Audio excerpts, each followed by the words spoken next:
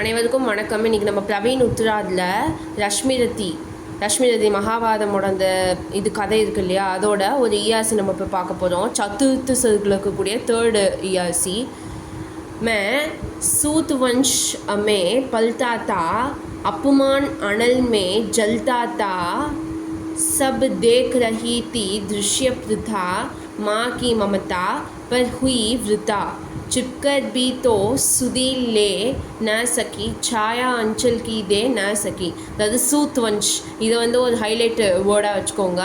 அப்புறமா அப்புமான் அனல், சூத் வன்ஷ் இருக்கு இல்லையா, இது ஒரு ஹைலைட் வேர்டாக வச்சுக்கோங்க. அப்புறமா இந்த அப்மான் அனல், இதை வந்து ஒரு ஹைலைட் வேர்டாக வச்சுக்கோங்க. அப்புறமா வந்து மாக்கி மமதா, அதையும் வந்து ஒரு ஹைலைட் வேர்டாக வந்து வச்சுக்கோங்க. ஓகே, சூத்னா வந்து என்ன போட்டிருக்காங்க, ஸ்லேவ். மமதானா வந்து லவ். விருத்தானா வந்து யூஸ்லெஸ், ஒன்றுத்துக்குமே என்னது யூஸே இல்லாமல். சுதிலேனானா டு திங்க் அபவுட், நினைத்து பார்க்க. यह पद रश्मिरति नामक खंड काव्य से दिया गया है. அதாவது இது வந்து ரஷ்மிரதி அப்படிங்கிற ஒரு खंड काव्यலேருந்து கொடுக்கப்பட்ட ஒரு ஈஆர்சி. यह राष्ट्रीय दिनकर का कवि है. இது வந்து ராஷ்டிர கவி தினகர்ஜியோட காவியம். संदर्भ, श्री कृष्ण शांति की स्थापना करना चाहता है.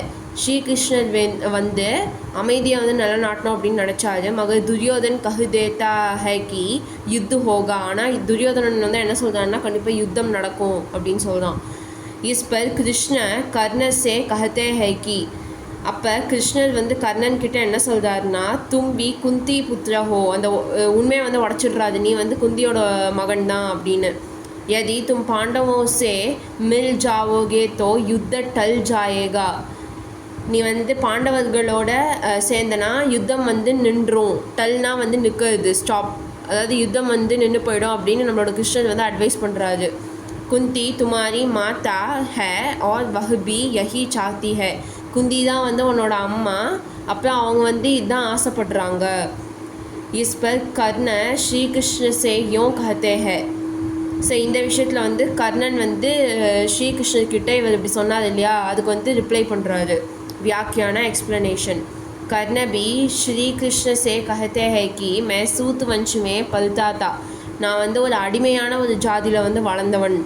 சப் லோக் ஜாதி கா நாம் பதாக்கர் மேலா அப்புமான் கர்த்தா தே.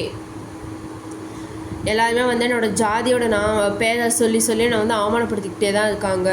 மே அப்மான் கி ஆகு மே பராபர் ஜல்தா தா. நான் வந்து அவமானம் அப்படிங்கிற அந்த தீயில வந்து எரிஞ்சுக்கிட்டே தான் இருக்கேன். தப் குந்தி யஹ் சப் சுப்சாப் தேக்தி தி. அப்போ குந்தி வந்து இது எல்லாத்தையுமே ரொம்ப அமைதியாக வந்து பார்த்துட்டு இருந்தாங்க.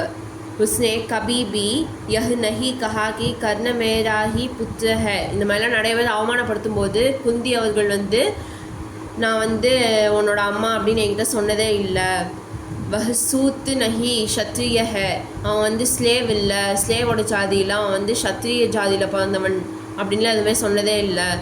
உஸ்னே கபி பி முஜே மா கா பியார் நஹி தியா.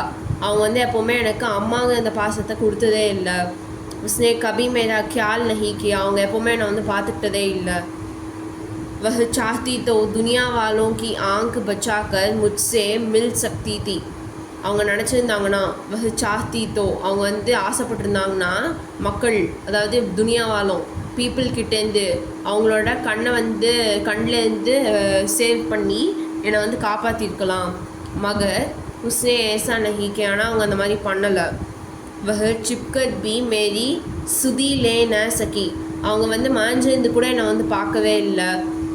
உஸ்கோ सचमुच मुझसे प्यार होता तो वह मुझे अपनी अंचल की छाया में सुला सकती थी, मगर उसने ऐसा नहीं किया.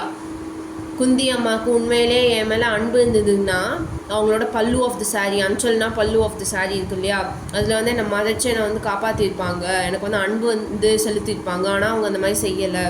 விசேஷ்தா माँ के प्यार से वंचित पुत्र के दुख का सहज वर्णन है. அதாவது அம்மாவோட பாசமே இல்லாமல், வஞ்சித்னா இல்லாமல் இருக்கக்கூடிய ஒரு பையனோட ஒரு சகஜமான துக்குக்கா சஹஜ் அதாவது துக்கத்தோட அந்த நார்மலான ஒரு வர்ணன், நார்மலான ஒரு எக்ஸ்ப்ளனேஷன், நார்மலான ஒரு ஃபீலிங் எப்படி அவன் எக்ஸ்ப்ரெஸ் பண்ணுறானோ. இசி சே யஹ் பத்து பிரபாவ்பூர்ண பனா ஹை. ஸோ இந்த ஃபீலிங் எக்ஸ்ப்ரெஸ் பண்ணதுனால இது வந்து ஆடியன்ஸ் மேலே ஒரு நல்ல ஒரு இம்பேக்ட் வந்து கொடுக்குது. பிரபாவ்பூர்ணனா இம்பேக்ட்ஃபுல்.